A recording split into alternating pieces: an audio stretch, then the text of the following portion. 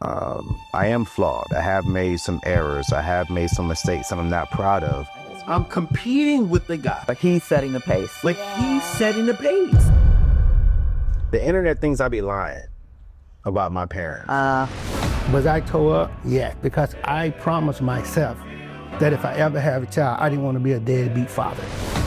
And as I listen to you all, I think of that line, Black love is Black wealth. That we may not come from generations of financial wealth because of our history in this country.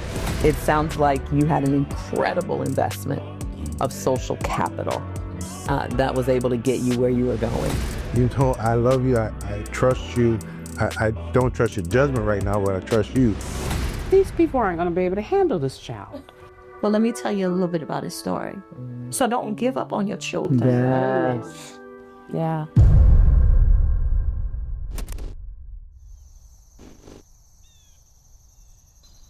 Hi, I'm Dr. Anita Phillips, and I want to welcome you to a special edition of The Table with Anthony ONeal. I get the chance to host today, but of course, Anthony himself is here. And I could read his bio, but if you're watching, you may be one of the tens of thousands of people he's already helped improve their financial lives. So I'm not going to do that. But I am going to ask you, Anthony, to do something you may not get to do that often, which is introduce yourself. Outside of the bio, we can read the website. Who are you? That's a good question. When I think about that question, I am a son to 4 dope, amazing parents, a brother to 2 dope siblings. I would say I'm almost like a cousin / dad to two dope ladies who I love, young ladies. I'm an introvert, but a lot of people do not know. They think I'm an extrovert because I do have a lot of energy. But anytime I go home, my parents would tell you, I don't leave the house. Yeah. If I leave the house, I'm with one of them or I'm golfing. And so a lot of people think that Anthony's just this people's person, and I'm not. And you know another thing too, who's Anthony? Who? I'm not what the internet sometimes says that I am. I think that's hard for a lot of public-facing people. Yeah. Yeah, you know, I genuinely love God. I genuinely love people. I am flawed. I have made some errors. I have made some mistakes that I'm not proud of, but I've learned, evolved, and matured. But at the end of the day, I'm just a guy who just loves what I get to do. Yeah. And I'm a dog dad. I think they're Can't be raving out. Can't be raving out. Oh, they can't. I think anybody who spends a lot of their life in public, like we both do, over time, there's going to be moments that maybe we would all do differently. But one thing I say often is time always tells the truth. Yeah. And so if we remain consistent over time, the truth is going to be known about our character. Facts. And there's some people here with us today about the time has told a beautiful truth. Why don't you introduce them? Man, it's a little emotional for me because this is the first time since my high school graduation that I've had all 4 of my parents in the room, and I'm a blessed person. And the reason why I wanted this is because the internet thinks I be lying about my parents. They be thinking that ain't no way in the world he got 2 daddies and 2 mamas and they all love each other and they all cool. I say that I have 4 parents. I do. And I don't want to knock anyone for using the term stepdad or bonus dad because that's their situation. I think God blessed me to have 4 amazing parents. And so, man, I call them when I'm forward facing public. I just call them Cali parents and then Carolina parents. All right, well, we can tell us their names one time, and then we'll call them Cali mom and dad and Carolina mom and dad after that. Amen. And give them their government name, put the respect on that. Yeah, I got I'll let you introduce them. Yeah. So I'm named after my daddy, Anthony Ross. Married my amazing mother, Terry Ross. So these are the Carolina parents. Right. Carolina. Because I would say South Carolina, but it's been North Carolina, South Carolina. So I just call them the Carolina parents. Out there. And then I got my Cali side of family because my other daddy was a Marine. So they are in Oceanside, California. So that's John Givens, and he married my amazing mama, Ann Givens. Actually, it's Betty. A lot of people don't know that it's Betty, and it's Betty Ann? Betty Ann. Or Ann Betty? She doesn't like Betty, though. Betty Ann Givens. I hope y'all got that face. Everyone calls her Ann. Okay. I call her Mama. I ain't never call her Ann, but yeah. So those are my parents in the building, and I'm already in trouble because I called her Betty. Well, such it goes. And so we're together, or you have them all together for another graduation. Yes. Man, I am graduating with my bachelor's in finance and banking. By the time this is out, I would have already received it. And currently in school to finish my MBA, which will be done here in a few months. And I thought it would be just great just to bring them in because the unique situation that I've been able to be in, and I say this on my show, right? And it's not a knock on my fathers because they had to support my mothers, but my mothers went through hell getting me through school. And my father supported them, right, for sure. But my Cali dad allowed my mom to quit her job for a season just to make sure that I'm not around a bunch of gangbangers. And please correct me if I'm right, mom and dad, on that side, because I can't remember everything, but I remember pictures. But I remember when I got expelled for just doing something real stupid. I'll never forget, they were going to send me to alternative school. And my Cali parents didn't like it. And then me and my mom went to another school, which was like a storefront. And I remember walking into that, and my mom's spirit was like, yeah, no, this is not him. My mom, we weren't even in there 5 minutes, I think. And my mom was like, yeah, no. And I just know, I remember coming home, and we was living off of Carissa. And she disappeared into my parents' room and came back out, and I was told Mom was going to homeschool me. Yeah. And that's Mama. And then I got expelled again. Hold on, pause for a moment. Lord help him. But I'm sure it's possible that Ann is over here having a couple of flashbacks. I would love to hear what that was like from your perspective as a parent, because I often say to parents, you got to think plus 10, plus 20 in the moment of crisis with a child. What do I do now that they'll look back on in 10 years, 20 years and say, man, my mom, my dad got it right. What happened in that moment for you that helped the two of you walk him through that? So in the moment that he got expelled, so I remember that very clearly. I remember thinking end of his world, that was the end of his world. And during that time I worked for the school district.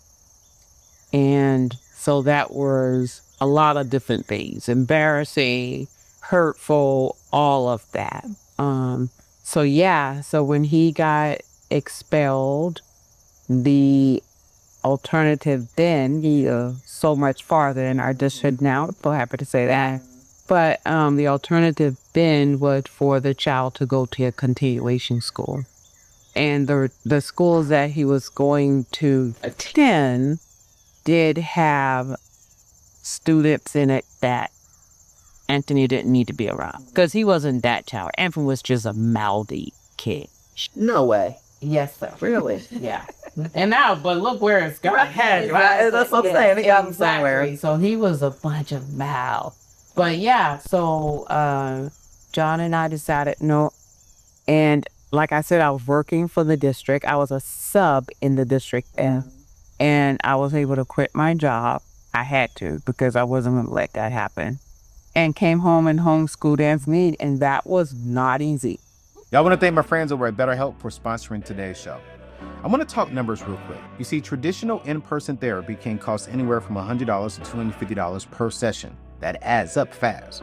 You see, but with BetterHelp Online Therapy, you can save up to 50% per session while still getting high quality care. You see, with BetterHelp, you pay a flat weekly fee, making therapy more affordable, flexible, and accessible than ever. No more feeling like mental health is a luxury. It's something everyone deserves. Whether you're dealing with anxiety, stress, or just need a space to process life, therapy should fit your budget and your schedule. You see, personally, I turn to therapy to clear my mind, regulate my emotions, and navigate life's ups and downs. You see, and with BetterHelp, getting support is easier than ever. As the world's largest online therapy platform, BetterHelp connects you with over 30,000 licensed therapists and has already helped over 5 million people worldwide. It's convenient too, just a click away. And if your therapist isn't the right fit, you can switch anytime 100% hassle-free.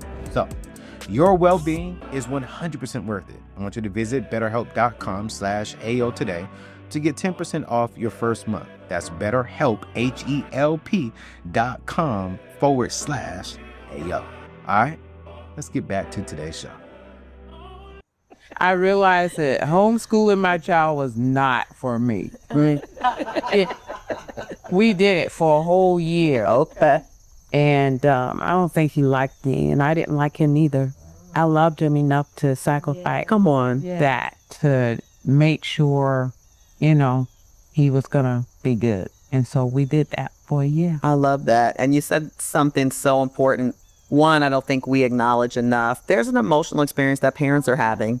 And when your child isn't doing well, it can be infuriating, but also embarrassing, all the things. Yep. And then we have to process those emotions and then also still act in the best interest of our children, even if we don't like them right then. Right. Even if we don't. Exactly. Thank you for that. So was there something in the course of that homeschooling year for either of you or both of you that said, let me get on back to regular school after that? Well, in our district, you get expelled for 1 semester or 2 semesters. Oh, okay. And so when we got done with, it was a semester that he was expelled for. So when we got done with that, we get him back in school. This is not even, a month, I'm going to say? Well, he got expelled in the 8th grade. Mm-hmm. So when he went back to school, he went to high school. Okay. And was there. Yeah, he did not finish that year in high school. So ended up 9th grade. I got expelled again. Okay. And I think from that point on, that's where my fathers really came into play. As a young child, I grew up with my Cali dad. Always had contact with my biological father, but he was the figure in my life, right? And when I got expelled again, one thing that I've loved about my parents is they never really exposed us to important conversations. And they were always, when it was time to talk, they would go to their room. And when I got expelled, my Cali dad came and got me and took me to the room and looked at me and he said, you're my son and I love you. But you also have another father who loves you just as much. Wow. And we're going to let you go live with him. And it was because of that decision. And I think it's also too because my mom didn't want to quit a job again. But that's one thing I'm so grateful for, because I know that had to be hard, especially on my mama and especially on him. But I can say this respectfully, and my mom can correct me if I'm wrong. I believe that my dad helped me form such a better relationship with my biological father. And at 40, it's like I respect him so much because he's always loved and honored my other father. And moved, and me and my other mom, it was hard at first. Sure. I don't think she liked me neither at first. I know she loved me. Were you likable? Hey, Don't answer that question. No, I mean, it's the truth though. But I just think it's like, you gotta think about it though, right? It's like I grew up in their home. Yeah, sure. Right. No, it's understandable. I grew up calling her mom. Yeah. I didn't when I first met her when I was a little kid, I called her Mystory. And when I got there, one thing I love about my mom is that she didn't tell me anything. She said, I want you to call me Mystory. Call me Miss Ross. She never said, don't call me mama, because I ain't your mama. But I want to say about 6 months in, there was no way in the world I can call her Mystory. Oh, I love that. And I think I got it. I did something wrong, and I got on her nerves real bad to the point where she was crying. And I don't know if she knows this. Here is the truth. I am always looking for practical ways to help you build, right, wealth, specifically generational wealth and legacy. And one of the best ways you can do that is with life insurance. That's why I partner with my friends at Ethos. They make buying life insurance simple and hassle-free. Whether you are the main provider for your family or want to make sure your loved ones aren't left with financial burdens like debt, life insurance is a powerful way to provide financial security. As a business owner and a homeowner, I took this seriously and secured a $2 million life insurance policy through Ethos. Why? Because having a peace of mind, knowing my family will be cared for when I'm no longer here, is extremely priceless. What I love about Ethos is their quick and straightforward process. You can apply entirely online in as little as 10 minutes. I'm not even exaggerating. I did it myself. Listen, no medical exams, just a few health questions that you must answer honestly. Plus, it's affordable, making it easier to protect your family without breaking the bank. Listen, I want you to lock in your rate today by visiting anthonyoneal.com/life insurance or click the link below to get your personalized free quote today. Listen, as we're getting back to the show, I want you to protect your loved ones. Don't play around with it. Be like me. I promise you. It's a hard conversation to have, but you will sleep peacefully knowing that you took care of your family. Go to anthonyoneal.com/life insurance. Let's get back to the show to help you keep building this wealth. But again, I have dope fathers, which is why I can't wait to be a father one day because of what I witnessed. My dad came upstairs one day. He told me, hey, listen, I love you. You are my son, but that is my wife. And you're going to have to respect my wife in this house. So if you don't respect her, I'll call your mom and you have to go back home because you cannot disrespect my wife who loves you and who wants you here. And when he left, I kind of got emotional. I was like, dang, I really am disrespecting this woman.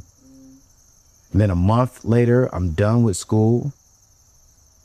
I failed 9th grade. Failed it. And this woman went up to the school without me knowing and went off on all the teachers and said, why did y'all not tell us he was on the verge of even failing? Wow, Mystory, what was that like for you? Like Anthony said, you know, coming in, he brought that same attitude to North Carolina, getting into trouble, not doing his work. And that was, now we just moved to North Carolina. So I have Anthony, we're adjusting, and Anthony's getting in trouble. But being able to go to the school, I'm that kind of mom that's straight in your face, you know. So going there, like you said, talking to the principal, talking to the teachers, right? You didn't let us know. Things are different now, you know. You can't do those, you know, the conversation that I had back then, you can't do those conversations, you know, with teachers, and, you know, that's a threat. Now, I had to go to the school a couple times. I sat in his class, walked in, just sat in the back. He didn't know she was coming. Yes, he didn't know I was coming, but I was concerned about his education. Sure. Yeah. Thank you for that.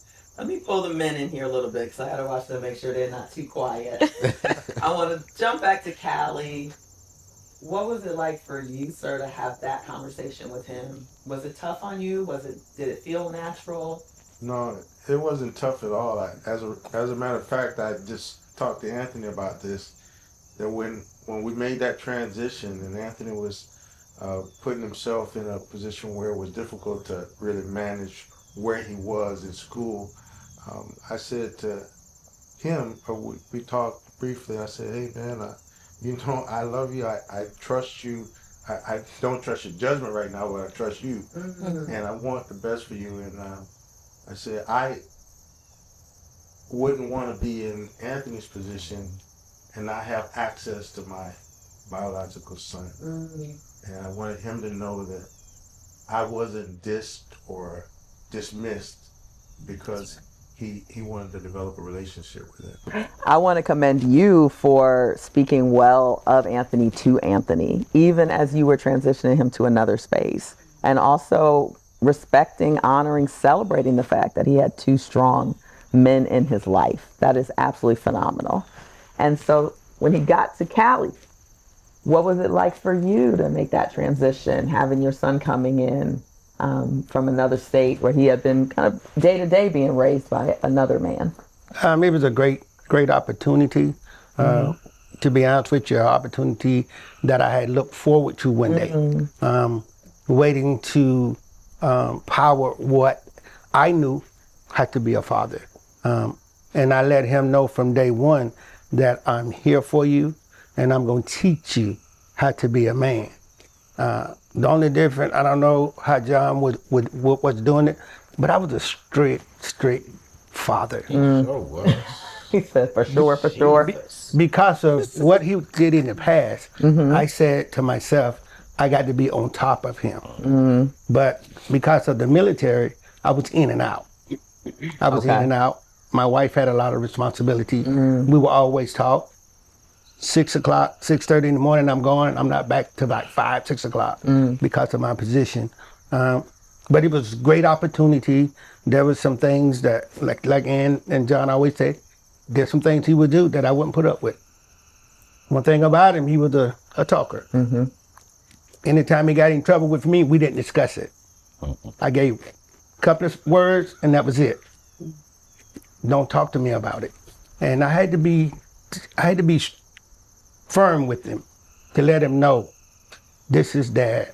I'm here for you and I would do whatever. And one thing I always tell him, I wanted him to have more and be better than what I had. I came from a large family, a family of 15. Wow. But he was the only child in my family. And I want to make sure the way I was raised, I was happy. But I wanted more, but my parents couldn't afford to give me more. Sure. So when Anthony came in the world, was I tore up? Yes, because I promised myself that if I ever have a child, I didn't want to be a deadbeat father.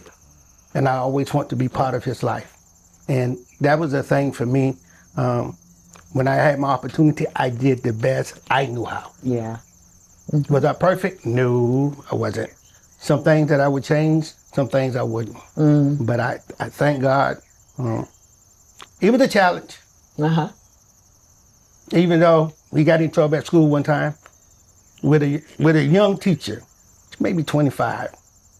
And he did something wrong and she didn't call us. She came in the picture again. And one thing about Anthony, he could get in trouble, but he could talk his way out of it. Yes. With a young lady. But with a man, it was different. Because we didn't allow him to say as much as he wanted to. That's one thing I know he didn't care about me when it came discussing anything with me. But for my wife, they'd sit down for 45 minutes to discuss on what he did wrong. Yeah. I didn't have time for it. So I thank God for the opportunity to where he's at now. You know, listening to this and what you all have poured into him, I'm reminded of a book that you told me about. I believe the author's name is James Hughes, and it was about what it means to build family wealth. And it gives a lot of advice about maintaining wealth and passing wealth on, but it also talks about different types of capital. And I hear your parents saying they didn't necessarily have the financial capital to invest to bring you to where you are financially, but there are other kinds of capital. And one of those is social capital. And that's about the relationships that surround you. It sounds like you had an incredible investment of social capital that was able to get you where you were going. And I think that's amazing. I want to give you the chance to say something to them, thank them in your words for the social capital infusion that you were given over those years and what it means to you now. Yeah, I've spoken to each one of my parents separately as I've matured and grown, and thanked them for creating a space for us to have those conversations. Because each one of my parents, we have a different social conversational style. That's great, though. You know, Yeah, that's great. it is so cool that I've learned so much. Me and my biological mom, we'll argue often, but we'll pick up the phone the next day and we will love each other. You know, me and my dad, we may not talk every single day, but when we do, he's taught me more, there's more grace. And he's just this like cool, chalant guy. My other father, he's just very strict, direct, keep it straight to the point kind of guy, right? And my mom, she's that, give me the real. And she's just like, all right, cool, great. And I've had uncomfortable conversations that when I tell friends that I've had these conversations with my parents, it's like, wait, what? You told your mom this? You told your dad this? I'm like, yeah. And it's because of them that we've just all developed a great conversation. There's nothing in my life today that I do not feel comfortable having a conversation with my parents. I love that. We can have the hard conversations. We can have the fun conversations. They can tell me how they feel. And I know I'm gonna hear the truth, but at the end of the day, we may get upset with each other periodically, but man, I think we always just come back to the core of who we are. Yeah. You know, and I appreciate mom, dads of that. Yeah. I mean, yeah. We've had some, I won't embarrass nobody, but we've had some hard conversations. I love to meet people's parents because I know once I've met their parents, I understand them better. I think that your entire audience is like, oh, okay. Got it. Whether they see your face over there on your dad's face, but I hear the way that you speak in each one of them. Absolutely. Now. You can absolutely hear the corporate investment on that. Yeah. Another kind of capital that the book talked about was spiritual capital. Lord. And I know you come from people of faith. Oh my gosh. I'll start with Carolina parents. What was important for you all in terms of spiritual capital? How did you invest in his life in that way? Jesus. Well, oh goodness. Well, the one thing I can say, when Anthony moved to North Carolina, we went to church a lot. I'm still getting therapy. Not for me. Not for me. I'm still getting therapy for that. I mean, there was Wednesday night, Friday night. That's regular. Wednesday night Bible study, Friday night choir rehearsal. I don't hear anything strange yet. No, Saturday, Sunday. 8 o'clock service on Sundays, 11 o'clock. Went back in the afternoon. Wow. But being able to teach him, you know, he came from a home in California where it was faith-based and they went to church. But Anthony was like, wait a minute, we don't go to church like this, you know. But it was great. And even with that, he wanted to be a part of the church. So then being on the adjutant corps, really being a part of the church and being able to learn and grow, you know. I thought that was great. Yeah. Just watching him grow spiritually, you know, as a teenager. For sure. Still, you know, maybe having his ups and downs, but But he had that structured space. yes. Yeah. Train up a child Come on. in the way they should go, he or she. So I wanted to make sure that I taught him the proper way.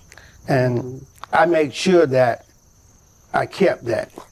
I got so many different things I can say that I asked him not to do, but he did it anyway. And to train him, to show him that as a father, if we ask you to do something, you stick to it. He bought a lot of CDs in the house that I asked him not to do. A lot of, it was crazy. That worldly music. Worldly music. Any in my house, nothing is off limits. And every so often I would go and check and see what was going on. Jesus. But he had all his tapes, rap music, cursing stuff. I got him, brought him downstairs, put him in the garage, laid him out and had a hammer next to him.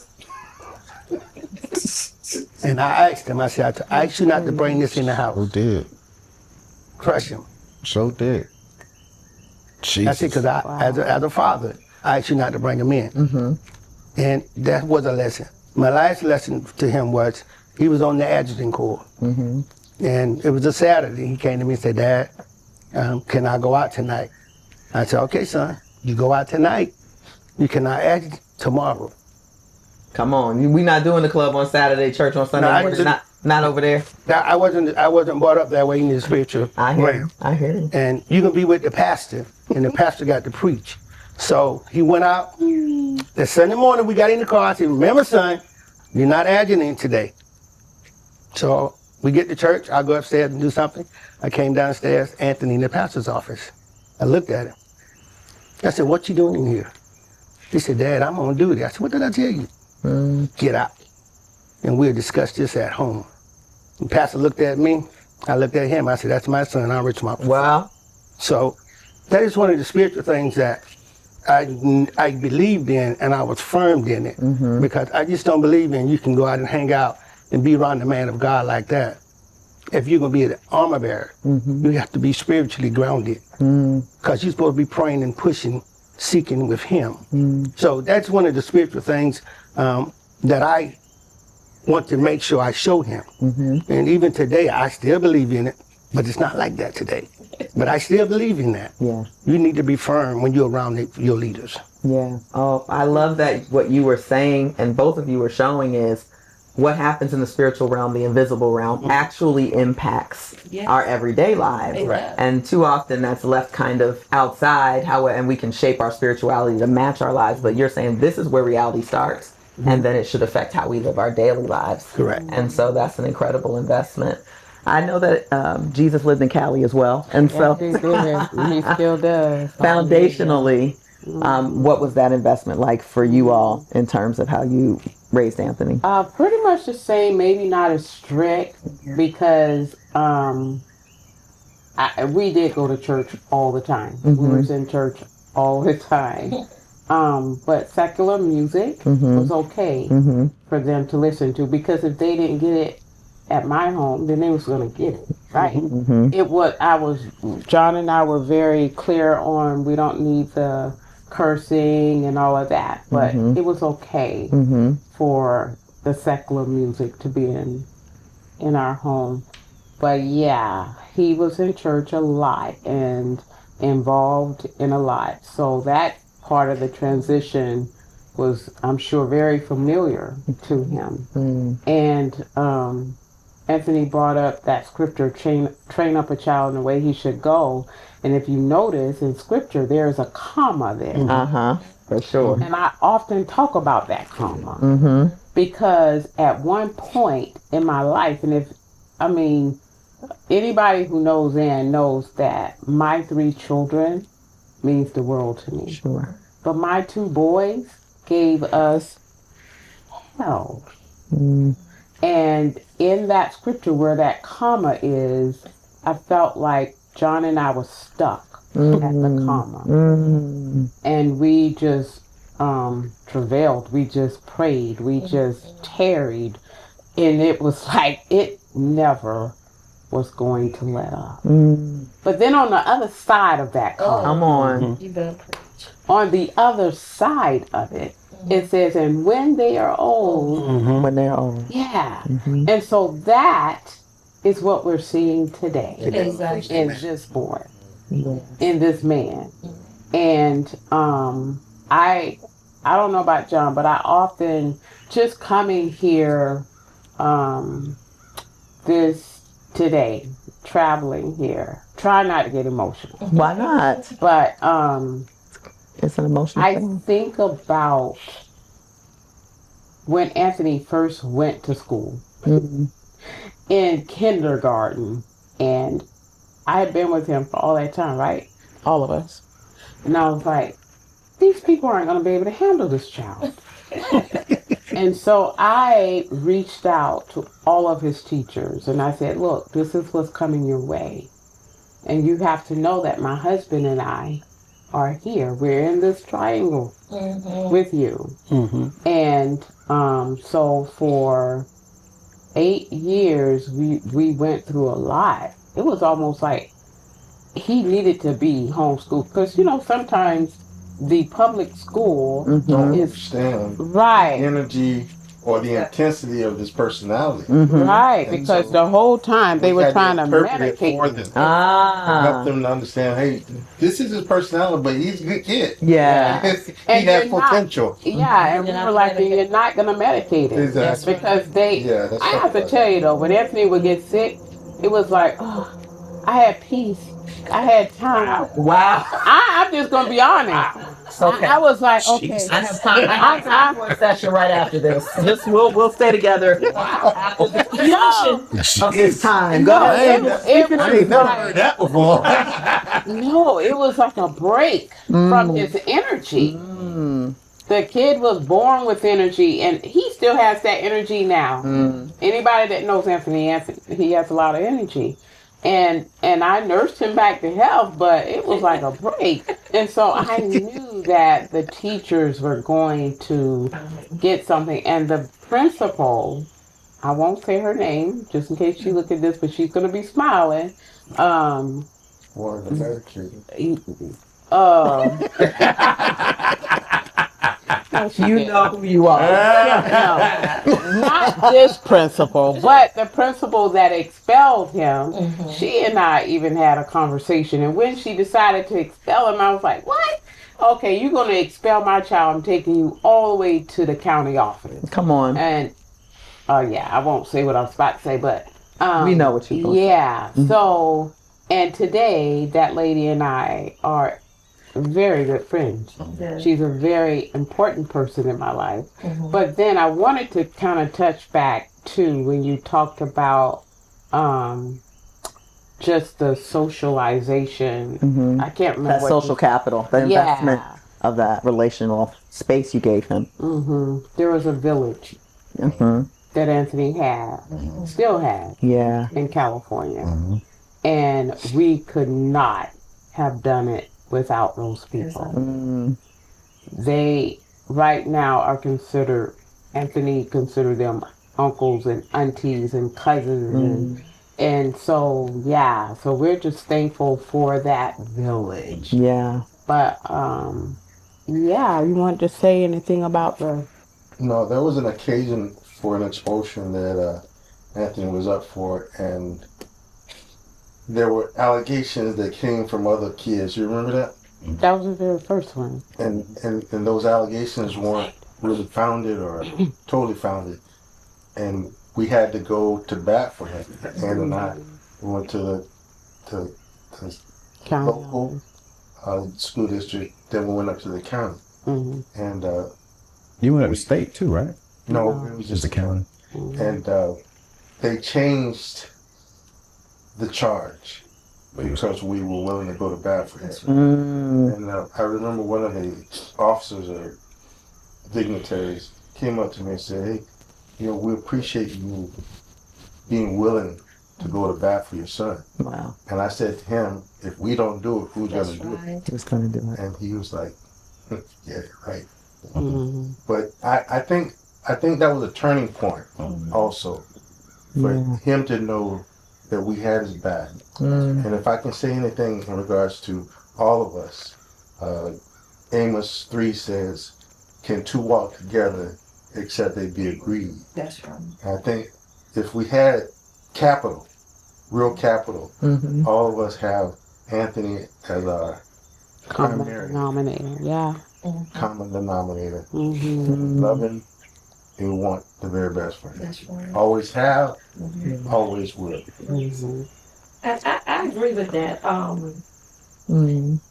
To send Anthony to North Carolina, that lets you know that they want the best. You know, Totally agree with that. Yeah. You know, because now I'm not just sending my child across the street, but I'm sending them to the East Coast. Literally across the country. Exactly. Yeah. So, and then, you know, you can't look at it that they was giving up, but this is the opportunity. And we, the four of us can stand and say that we know it's the Lord's doing. And sometimes, so when people are having problems with their children now, I tell them, you know, you see Anthony on the show. Well, let me tell you a little bit about his story. So don't give up on your children. Yes. Yeah. Because you don't know what the next year, the next decade may be. Right. So I tell them all the time, please. And, you know, what John was saying, that we had his best interest. And that's the key thing. When he was wrong, he was wrong. Right? But we still had his back. Because, you know, yes, I went to the school, but you're not going to treat him any kind of way. You're not going to say anything to him that you're not supposed to. Yes, he was wrong. And we're not going to stand and say, you know, as some parents may say, when their kids are wrong and they be like, no, they're not. But you're not going to mistreat him. Correction and respect can work together. Absolutely. And I would like to just say this on the relationship here, because even my friends, I mean, a couple of years ago when Anthony bought his first home and invited us all to Thanksgiving. And when I told the village, they were like, what? Where are you staying? And I said, we're all going to stay at Anthony's. What? For real? So I get that, but I'm just thankful to Terry. I'll just speak to Terry because some women would have come in and acted crazy. You know, some women would have probably looked like you sent your child here and just would have just been doing some really crazy things. This woman never gave me reason to even feel some kind of negative way about her. When I heard how she contended for Anthony at school, I was like, oh, she's just doing exactly what I did and what I would do. And what did that do? That just confirmed in my heart that she loved him just as much as I did. And I'm telling you, it's been this way from day one. It's never been where we've called each other and said mean things to each other or whatever. So I've been very thankful for that this woman loves my son the way that she does. And when Anthony would come home, there was no report of anything negative happening or anything, even though I heard something today and I was like, what? Where was I? Y'all never told me about that. But it was always a good thing. And I just want people to know that if the child is the common denominator and you want the best for your child, then you do whatever you need to do to make that happen, because this could have went a whole nother way. Yeah, for sure. Could have went a whole nother way. I mean, the way my child was acting when he was in California, we could have now been at some prison visiting him or so on and so forth. But the thing about Anthony is that he's always been, he's like John. Like, you tell him they can't do something, he's like, really? Oh, they take it like a dare, and he goes after it strong. And so that's what I like about my child. And I am, my pastor just preached this past week about pride. He goes, it's okay to be proud of your child and whatever. I'm proud of this. And another thing is for the social part, what I love about this whole thing, the balance. Okay. I didn't try to be John. Yeah. My wife didn't try to be Ann or vice versa. We had our own piece. And see, a lot of time when you try to do somebody else, you mess up. But we knew what our job was, and we knew who the common denominator was. And so piggyback what Ann said one time when we got together one time before. We was at a table with some millionaires, I'm not going to call names, and the wife kept looking at me, looking at Ann and looking at Terry, and they want to know how could we sit at this table together and not be arguing. And he told them, well, I asked them. And I said, hey, we know our place in this life. We don't fight over him. We try to raise him to be the man that he is today. And that was so important throughout our life. Didn't try to be like the other person because we knew what our common denominator was. And there was no envy or jealousy. No. Yes, I see that. Yes. I think if I wanted to press upon the audience that's watching, mostly young adults with kids out of wedlock, is that mutual respect for one another and keeping the eye on the sparrows. That kid is going to benefit from our great conversations, our association, and grow into the man or woman that they ultimately will be on God's call. That's right. But if they could get anything from me on this, it would be keep a level of mutual respect and keep him or her at the forefront of their motivation. And I just believe that scripture when it says all things work together It does. for the good of those, and Anthony's part of his livelihood is telling his story. So even though it took us through, Yes. It took something out of you, but necessary. It was necessary. It had to happen for Was. this child. Yes. For him, because Anthony has since come back to Oceanside Unified School District. I don't know if I should have said that or not, but he has come back to the district that he was in California and given back. He's done assemblies for the children there, and that has been great. And it's just been really good. yeah. So I would say don't give up on your child. Please don't. My favorite poet, Nikki Giovanni, who passed away last year, but she remains my favorite poet. And one of her most famous poems is called Nikki Rosa. And in the poem, she talks about some of the poverty that they experienced when she was growing up in Chicago. And she says, I hope nobody from kind of outside of this community ever tries to tell our story, because they'll just focus on what we didn't have. And she ended it by saying, but Black love is Black wealth. And as I listen to you all, I think of that line, Black love is Black wealth, that we may not come from generations of financial wealth because of our history in this country. See, Anthony has achieved financial wealth, and we'll talk about that. But this infusion of Black love has been wealth that was passed down very palpably. And it is a legacy that generations of people whose ancestors were enslaved here didn't have all the things, but Black love is Black wealth. Yeah. It is. And so you all are extremely wealthy. You were born wealthy Yes. because of the investment that you received here. I remember in the book of Acts, I believe it was Peter or Paul, came up to a lame man. He said, silver and gold have I none, but such as I have from my heart Yes. give I unto thee. And that's, we didn't come from silver and gold, but we came from a place of love in our families. Her mom took me in early on, and she took him in early on. I saw his pictures on the wall, and those are the things that she came up from.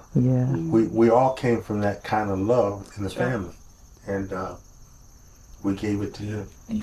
Phenomenal. And I will say this to those that may be watching, when you love your spouse, it makes it easy to love their children. Come on.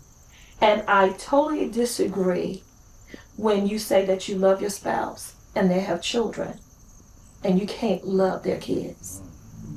So the love that I have for my husband made it easy for me to love Anthony. You know, I don't have any biological children of my own, but it made me love him just as he was mine. And as Ann said, she gave me that opportunity. So she shared Anthony with me, you know. And so not getting upset when he calls me mom. We talked about being in the same house, you know, from Nashville to now. Yeah. And not being jealous of each other. And my husband said, because we know our place, you know. So I know Ann gave birth to Anthony. I don't have to act like that. I know my place. And so that has built the relationship that we can, in 2025, stay under the same roof, being able to communicate with each other. It's not common, but it's God. Come on. You know. And so to say that is nobody but God. Oh man, I'm feeling real warm and fuzzy. I might tear up here in a second, my own self. I love that, as each of you are saying, we know our place in his life and that he's the common denominator, but the beauty is the genuine respect and affection that exists among you all. You're not harboring animosity while focusing on him. Exactly. Because a child feels that, and the outcome would have been different.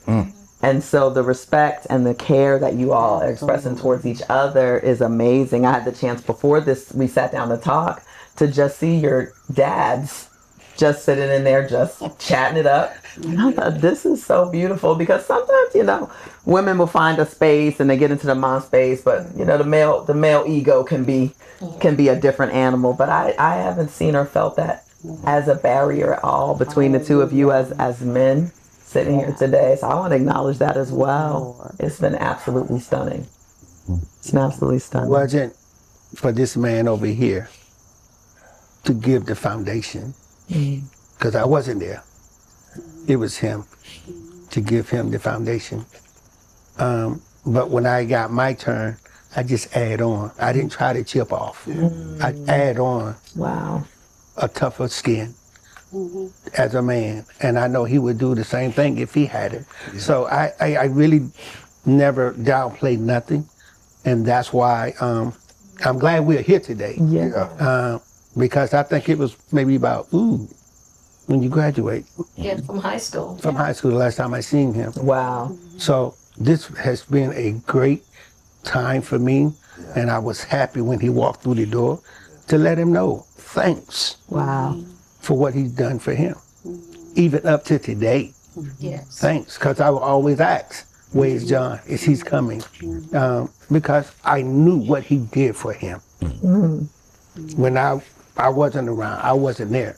But I just thank God that the four of us raised this young man to be who he is today. And I thank God for where he's going.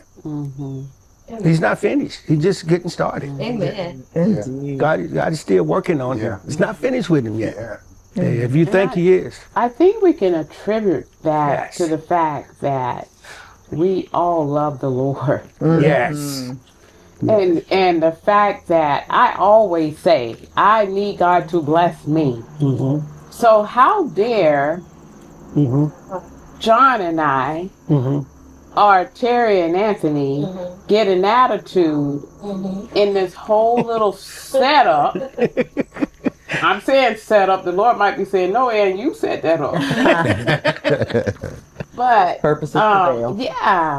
And so, because like I said before, Anthony was a common denominator. Yes. And from our heart to his just flowed a lot of love. Yes. And he was the most important. Yes. I mean, and then honestly, I can't even think of a reason why the four of us would have had to fall out. I mean, So, but You all right, son? You all right? Yeah, no, I'm good. And now full circle. You're back for another graduation. wow. Graduating college. Yes. This 20 plus years later. Great. Yeah, I'm doing the fast math. And you went back and decided to finish college. Why'd you make that decision after all these years? You've been successful in your career. A lot of people would say we don't need education in the same way anymore. People can make it without that. Why did you choose to go back to school and ultimately give your parents this incredible weekend to celebrate another graduation with you? I remember it was my birthday. I had woke up and I thought I was gonna like celebrate and turn up, but I felt convicted. I felt like God was just challenging me and saying, hey, you're gonna enjoy your birthday, but you're behind and where I want to take you.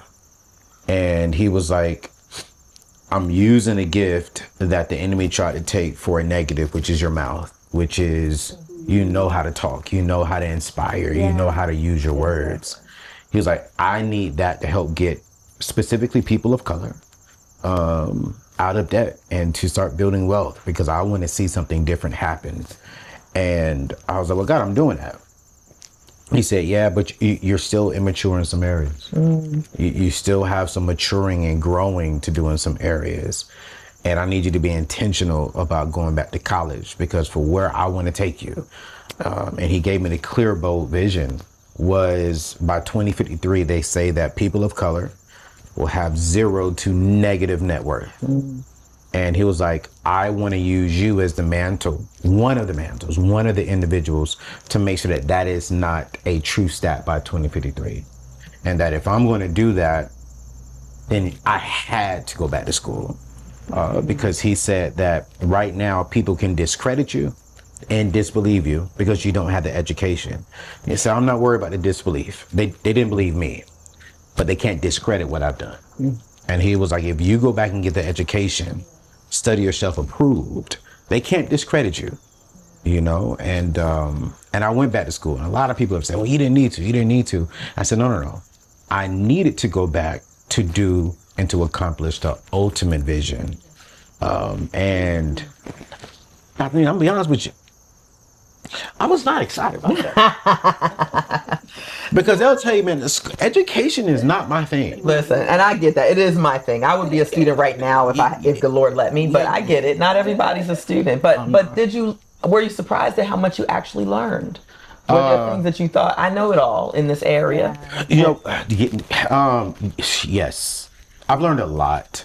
And not even just about money, but I learned a lot about me. That's the part. I learned a lot about the areas that I'm lacking in. I've learned about areas that it exposed some of my weaknesses. Because in the school that I'm graduating from, Virginia University, which is one of the oldest HBCUs around, they don't care that I'm Anthony ONeal. And the professors is like, man, honestly, it hurts you that you're Anthony ONeal, because I have to be harder on you. And so I remember one of my first papers I got back, man, he gave me an F. Was it an F paper? The paper wasn't an F. How the paper was structured was an F. Right, that's part of it. That's part of it. And I'm like, what? Bro, you telling me the content was good? Listen. But you gave me an F because of structure. That grade will be your last stand with the authority wrestling. Listen. That's what it is. But it hit me. Because in life, how many of us have the things, but we don't have structure around the thing? Right. And I said, God, so it wasn't just money. God is trying to put structure around everything in my life. And even my team will be like, Anthony, you're different. One of my guys, he transitioned from being one of our full-time employees to a contractor. And that conversation was easy for me because of the maturity God had placed me in. And now I've just learned so much about structure, but even I've learned so much more about money and how to have the conversation specifically to people of color, because my financial awareness didn't come from my family. It came from a very well-known, successful guy who is not aware of our culture. And there were certain things that we would do within that particular world that just didn't transcend over to this world. And when I got over into this world and got back into school, I started learning more about us, our struggles, why we think this way. Because here's what I would definitely say. While my parents weren't millionaires financially, man, they were wealthy, spiritually, family-wise, and they exposed me to our culture. I grew up in the Black world, and going to the white world, coming back here, it's just been a great thing, man. But I needed school for where God is taking me and our company, because I'm at a point in my life to where I see it now. This is much bigger than Anthony. This is much bigger than me just wanting to be wealthy. This is God allowed me to go through expulsion. God allowed me to go through those seasons of my life to learn. And the Bible says that he'll never put more on you than you can bear. And I think the reason why he allowed me to go through certain things is because of these 4 people. Because he knew my parents would be praying. My fathers will be on the flight here to check on me. Because he knew if I got to a season of low, there was never a point that one of them would have not been here. And school has been absolutely amazing, and I'm excited. I'm excited about where God is going. But I want to say this, because I think I'm not crying because I'm excited for others to see this. Because I talk about building wealth, but I wouldn't be where I was, where I am today, and where we are going as a company, if it wasn't for these 4 people. Man, I remember so many vivid things in my head about each one of my parents, but I want to talk about my Cali dad one time, because my dad said it. He laid the foundation. My dad added on to the foundation and exposed me to so much. But I never forget one day, and my mom said it, if you tell me I can't do something, I am going to make sure that I do it. And I'll never forget this one time. There was this kid, he said, you will never beat me. I was running track and field. He said, you will never beat me. I am faster. And I looked at him one day, and I said, I'm gonna beat you. You're gonna meet this teacher. And we were at it was a track and field day. It was at Oceanside High School. I remember this. I just see it in my head. Yeah. And the kid next to me on my left was looking at me, and they ain't gonna beat me. I look to the right, it's my dad, ghost son. When that gun went off, I started running. You know, in track they say don't look to the left or to the right because you'll slow down. Out my perimeter, I don't see to my left. I'm racing my father because he's running the whole way. Wow.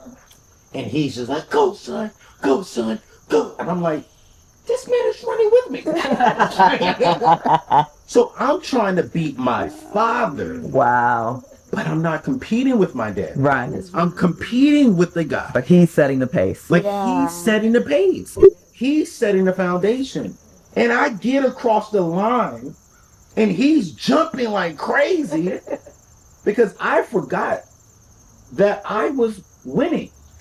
And so, man, I forgot. And the reason why he's jumping up is because literally I was so focused on my father that the kid never was. He wasn't even close to winning.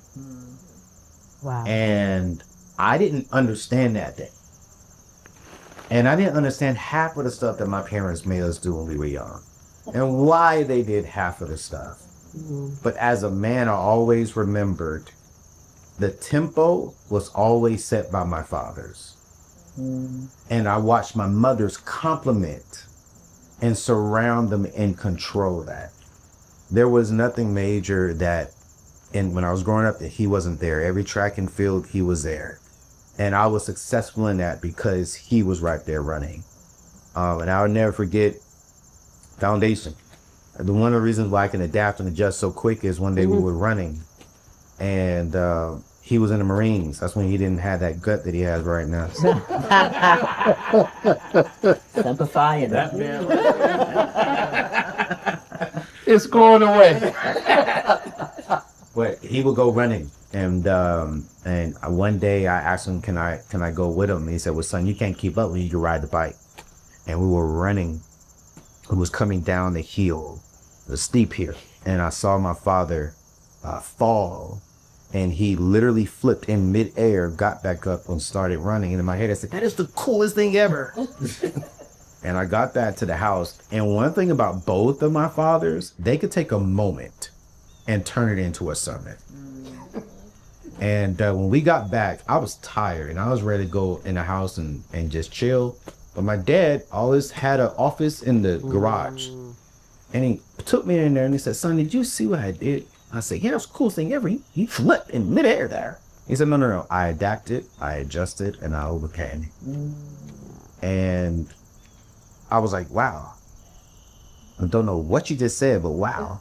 But even now, as I get older, like they said earlier, that what you sow into your kids, even when they get older, it will come back. And one of the main reasons why I can adapt and adjust very quickly is because of the foundations of what I've had. And to wrap up this, I love all four of my parents, because in today's generation, I see mothers talking negative about other mothers. I see fathers talking negative about other fathers, and they never got together. These four parents never asked me, what did the other family do? They never said, hey, when you go back home, don't you do this, or don't tell them this, or when I got back with them, when I went home for the summer, they never said, okay, what did you do? Or I never felt negativity between us. I never felt my father intimidated, that he laid down the foundation, right? But I respect the fact that he was like, yo, but I am your dad. So what he did, I respect. But now this is my house, and I'm going to add on to that. And I mean, it's just been great to do that. And it's like, I really want to just thank my parents, because, man, God knows I'm still not a perfect guy today. And I have still a lot of maturing to do in areas. But where I am today is because I just have four dope parents that I've seen go through life, and I've seen they've never given up on me. And I try not to get emotional about it, because I tell my story all the time.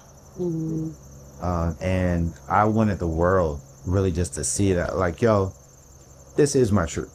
And I have four dope parents, but I think for me, it's nothing to take away from my mother's, because I'm a man, right? I am a solid man because of the fathers that I have.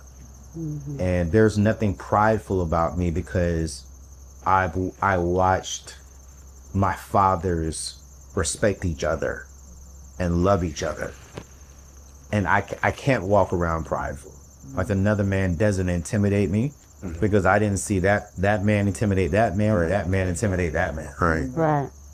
But I saw them love and honor and respect each other. And my dad, to this day, how's John doing? Right? He'll ask about him. And as a kid, I'm like, this is confusing. You're supposed to not like him. You know, my mom, when I first saw them, I ain't gonna lie to nobody. When they got to the house, I was dating someone at the time. I said, I don't know how this is gonna be. Staying in the same house at the same time? I said, I don't know, but it was just so refreshing. And I'll say this, and I'm gonna shut up. I want to thank my mothers too, because I never thanked them together, but my very first love of my life, I'll never forget. I was preaching my first sermon, and my biological mom flew to North Carolina to hear me preach my first sermon. I was dating an amazing woman back then. She was amazing. And after that weekend, my mom stayed over, and both my monks took that young lady out to dinner. And in my head, I said, I don't know how this is going to go. Because while they respect each other, these are two different individuals. And they do not play about Anthony. You know, like she plays about me a certain kind of way. She has a certain kind of way about me. I was like, this is going to be so awkward for that person. And I'll never forget when she came back home, she called me and she was crying because she was like, I've never in my life seen two ladies. I would have thought that both of them were the way the conversation was. And I said that, man. And to this day, I don't play about neither one of my moms. They'll tell you, I've had exes, like, oh yeah, your mama's boy. Like they'll get upset. I don't play about my mothers because they didn't play about me. And I love them, you know, and I love them. And here's the thing, and I say this, I want the whole world to know this. I have two other siblings, right? And if something was to happen to my biological dad, my mom has 3 kids. If something was happening to my dad, my mom only has 1. And I told this to my mom, the whole world know. Told my mom and dad, I said, hey, I can't be the primary for mom because you have 2 other kids. If something happened to my dad, I'm her primary. I love her so much. I remember when something happened to my dad, we were both concerned.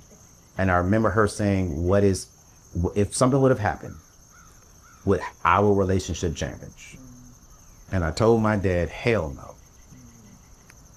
And that year I had a conversation the next year with them. I said, hey, I love you all and I'm going to ride with mama. She will be taken care of. But this mother of mine, she will move in with me. She wants to say goodbye to her sister and them because I just love what they've done for me and they've made sacrifices.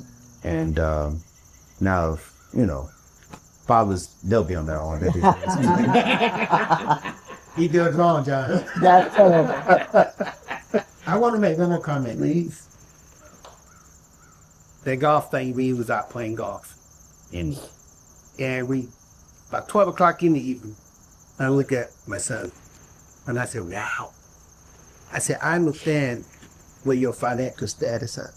I said, I understand. He said, and I told him, I said, but I am rich at this time. I said, because I'm out here with you, playing golf, not working. You're not working. We're playing golf.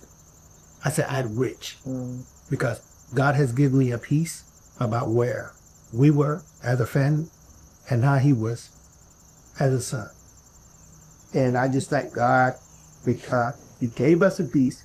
And you know, on the inside, I had all the money I need. I had everything. And I just thank God that he took care of him. That he gets still taking care of him. Because of the things that the 4 of us prayed for him. We prayed every day. Yes. Going back to college, I thank God because I prayed about that years ago. Wow. Like, we put him in college. He dropped out. And that was an obstacle that the devil would try to use if he never went back and conquered. And I thank God that when he called me and told me about it, he just don't know how happy I was. Because when he didn't understand this, but I never said it to him. We would go places and I watch different names, PhD, this or that. He didn't have that by his name. But now just to bring his name out on whatever billboard he be on, it'll be totally different. More structure, more power. Wow. So good. The seeds that you all planted over the years, words directly into his heart, words you spoke to God, you can see rooted, flourishing fruit. I think I'd like to end this conversation by giving y'all the opportunity to do 2 things. One, as he's graduating, speak into his next. Sow fresh seeds. And for those who are watching, I believe a lot of people are having corrective experiences watching you all. those who did not have parents who've spoken to them the way that you've spoken. Unfortunately, some parents are broken enough that they sow negative seeds into their children. They don't sow love, respect, a future, hope. And I believe watching just today, some people are being healed just watching how you all have loved them and interact with him. And so I believe as you sow these words into him for his next, it's going to also fall on the hearts of listeners who need them. And they're going to continue to be healed because of it. So if you don't mind, I'd love us to end with the words. And only because I'm facing this direction, I'll start with Anthony. Keep that love your faith. Yes. Can you start with the one that hurt him? Absolutely. I'm going to I start. would rather go laugh. I ain't in it. I would rather go laugh. I'm out. I just want to get a woman. How about this? Who would like to start? Well, Go ahead. Hey, come on. Thank you. One of y'all got this. Who would like to start? Well, Anthony, as Dr. Anita was talking, the one thing your next is going to be greater, not just greater. I just truly believe now to school and going to get your master's that God is setting you up for the family. You know, we have financially, we have degrees, but the real part, you know, that you can sow back into a family of your own. And so I just believe in God that in this next season, that God is going to bring you that wife, and then it won't be long for children, you know, in this next season. But just watch what God, if you do this, watch what he's going to do in the next decade. As you sit at your own table, your table will expand even more after this graduates, because there is an expansion going on in your life that God has doors open for you, waiting for you to walk in. But right now, because of certain things, he's waiting for you to walk into up to your new season, to your new growth, into your new table. And it may not be bigger, the table may not be big enough for you, to where you might have to expand it even more. I thank God today. Is it my turn? Son, I read something. It was a post on Facebook. Forgive me for using that setting, but it spoke so loud to me, and it said, "Don't be ashamed or afraid to let your light shine brightly in a room that you walk in, too, because there are other lights in there trying to figure out where they're going, and they won't get it until your light shows up." That's what I see in you right now, and just hold on to that. When Joshua was told in Joshua chapter 1, he said, "Be thou very courageous." There are going to be some folks around you who tell you, you can't do that. Be thou very courageous. Don't look to the left. Don't look to the right. Look at God and let him guide you. And you're going to do great things. There's some presidents that are going to need your advice. There's some counselors that are going to need your advice. There's some men, women, great women, men all over the nation, all over the world that are going to need your advice. Based on your exposure and your experience, you'll be able to give it to them. Yeah. I just want to reassure you that you have 4 people in your corner, and you have 4 people that will continue to pray for you. And I want to also just commend the fact that who you are, how can I say this? What I love most about you right now is that you're huge in this world. I mean, I was just speaking at a conference and mentioned my 3 kids, and when I flashed your name up on the board, they were like, "That's your son? That's your son?" That's what happened when I flashed your picture up. And the humility that you walk in. Yes. I just want you to remain there. Remain in that humility. And I just know because of your humility that is why doors, amazing doors, are being opened for you. You're humble. This guy will give the shirt off his back. I've seen Anthony walk up to a homeless person and just, bless them. And even his family, his sister, his brothers, his mom, dad. So I just say, yeah, just remain humble and continue to just trust in God for what he had next for you. Because I know it's something big. Amen. But that humility part, keep it.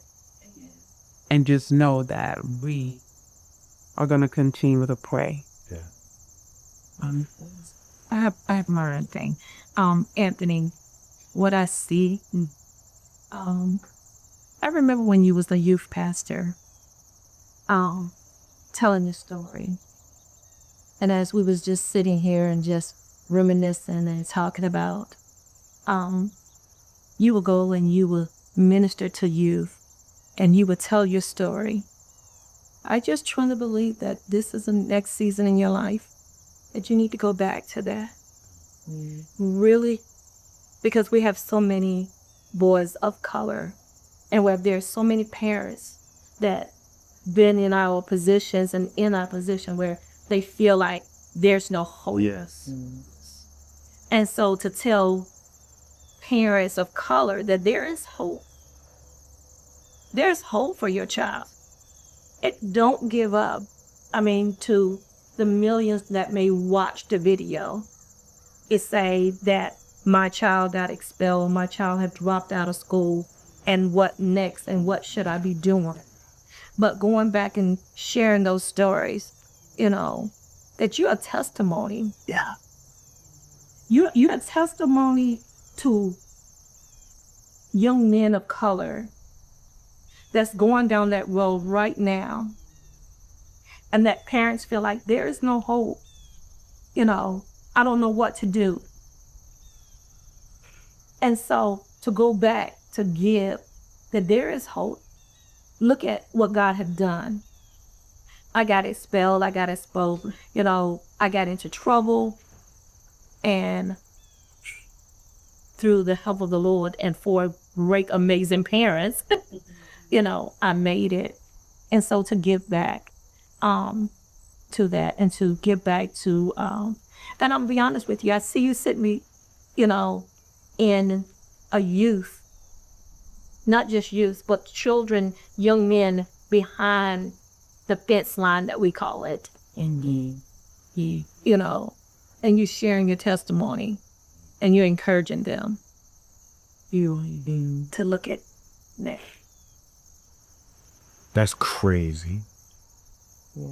Because I just told CJ yesterday that an organization reached out to me asking me to go on a tour behind the fence line. Literally. Was that just yesterday, CJ? They want me to go on a 2-month tour. Going to the juvie system and to prisons of men who are on the verge of getting out within the next 12 to 24 months. Wow. And they want me to come in there and talk about money and just my testimony of overcome. Wow. That's scary. Wow. That's exciting. You got to do it.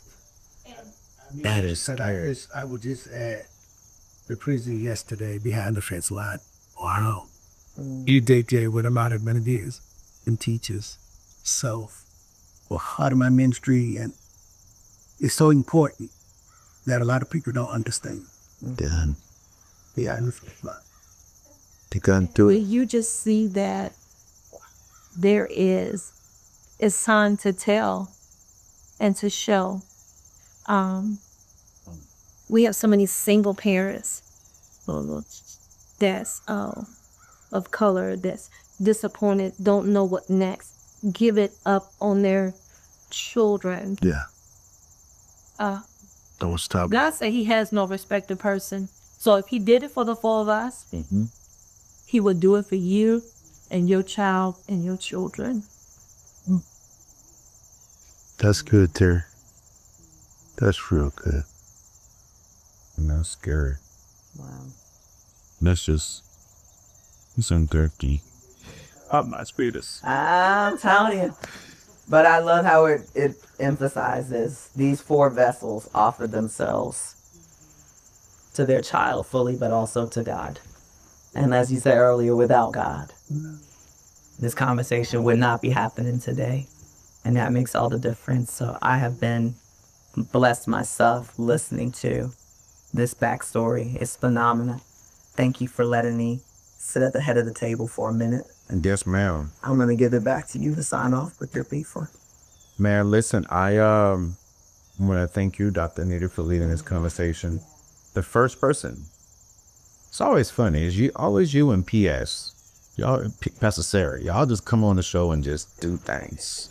But thank you for coming and leading. And yes, it's scary. I hope that those of you who are watching right now got something for this, because I just felt that I needed to do this show because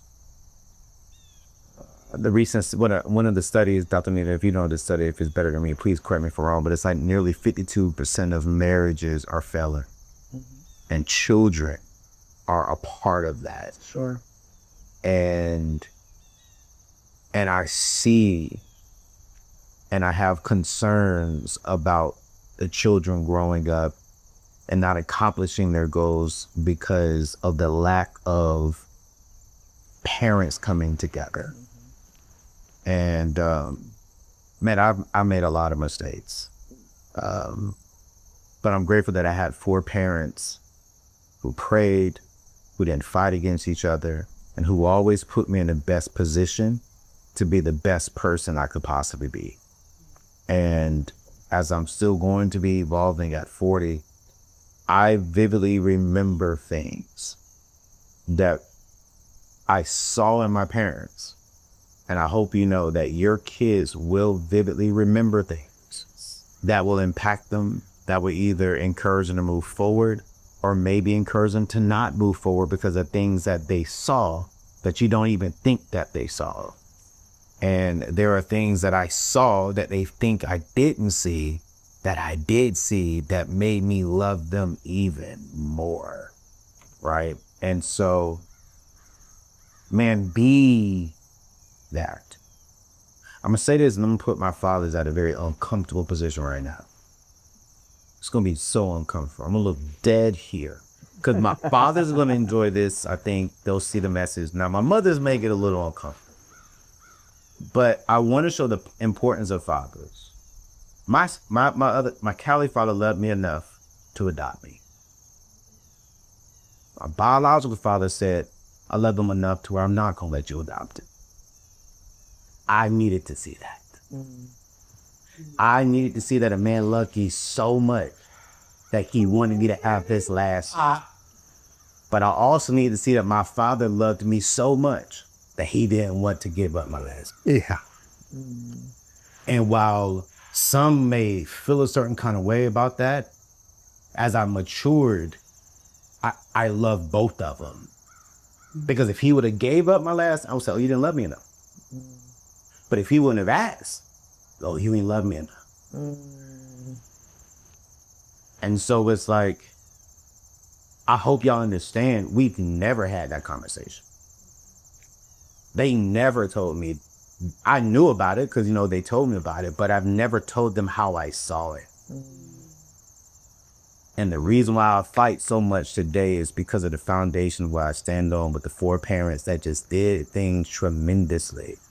And I can fight to pay off debt and to build wealth because of the foundation that I came from. And your kids are going to see things and they'll become that doctor, lawyer, whatever God has called them to be because of their foundation. So We got a lot to do, y'all. I wanted y'all to meet my mamas and my daddies. But this conversation can get a little emotional, and we ain't paying Dr. Anita her true fee.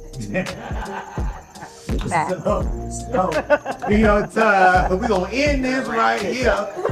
So and she gonna end up sending me a huge invoice because we gonna need some healing and some conversations. But y'all definitely, I'm gonna link Dr. Anita Phillips' information inside of the bio. She's doing some amazing things at one church in LA, and just even with her own book, New York Times bestseller, sitting right here at the table. And she got another book coming out here in a little while that we gotta get in support. So we're gonna link all her information, follow her. I will link my mama's information. They don't have social media like that in these days and times. So y'all just gotta follow me to stay up with my mom and dad. All right? But y'all, thank y'all so much, and we'll see you on the next show. Peace out.